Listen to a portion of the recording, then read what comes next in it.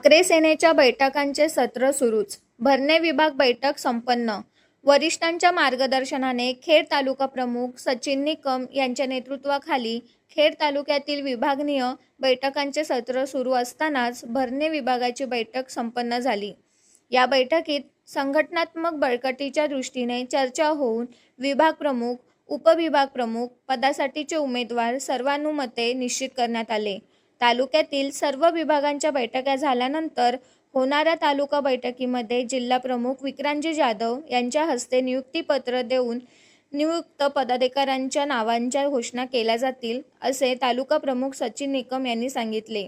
या बैठकीस महिला आघाडी तालुका संघटक सौ अंकिता बेलोसे यांच्यासह विभागातील शिवसैनिकांची उपस्थिती होती.